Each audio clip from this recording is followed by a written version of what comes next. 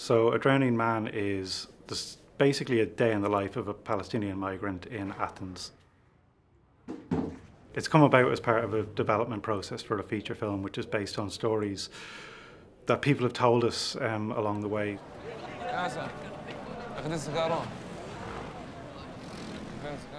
The director of the film, Madi Fleifel, is a Palestinian refugee himself, and we've made documentaries in the past. So we've made a feature doc and 2 short documentaries, and the feature film that we're developing is based on 2 people, one of whom lived in Athens, was a drug addict and was a prostitute to support himself. And then the other person was a welder who lived with these people. This is just a small slice of that story.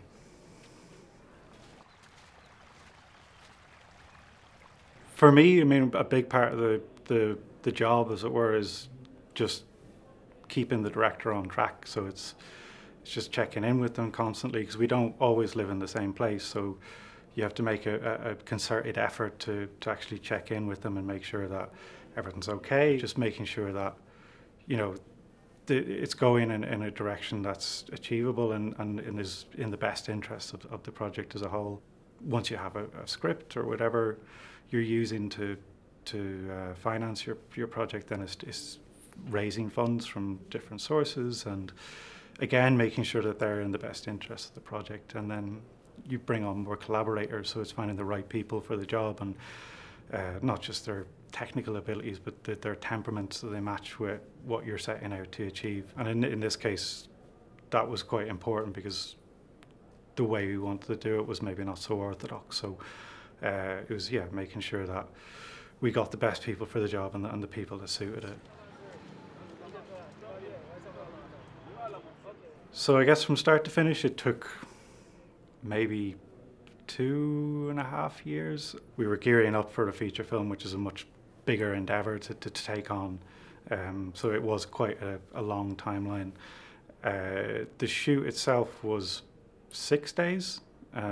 We were in Athens Madi went out to Athens for a month and a half before that, because we wanted him to get a feel for the place, or refamiliarize himself with the place, and also because of the way we cast the film, it was important for him to spend a lot of time out there. In terms of the funding for the film, we got money from all over, really. Like there was money from Dubai, money from Lebanon, money from the European Union, money from Denmark. There was some private equity from the UK, so it's quite a patchwork quilt. So the biggest challenge, I think, was maybe the non-conventional way that we wanted to make it. So we wanted to get Palestinian migrants to play these people. So in a way, it was kind of a reenactment, but even if it was scripted, they'd be speaking with some sort of authenticity. So we spent a long time trying to figure out how to find these people. At one point, we were even going to go to the West Bank and cast people from there, but we eventually found that there was kind of 2 separate groups of migrants, or Palestinian migrants in Athens. There was the undocumented people who were just living completely under the radar, and then there were more settled, registered migrants who lived in camps and who were more accessible. So we ended up working a lot more with those people. But even then, it was quite kind of political, because you go somewhere and there's the elder guy that you need to convince first, and then he'll send you the younger guys, and then you need to overcome a lot of skepticism with the younger guys. And, you know, are you ripping them off, or what is this thing going to be? And they're completely, I mean, they've seen films, but they've never made a film. So that process, I mean, even for people anywhere, is quite foreign. So just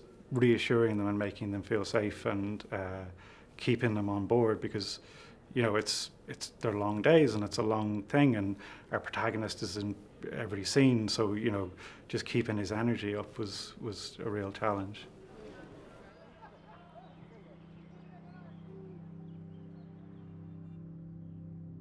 I mean, there's a lot of different ways into filmmaking, especially now with the proliferation of different technologies. But my advice to anyone wanting to start out is really try and be as sure as possible about what you want to say.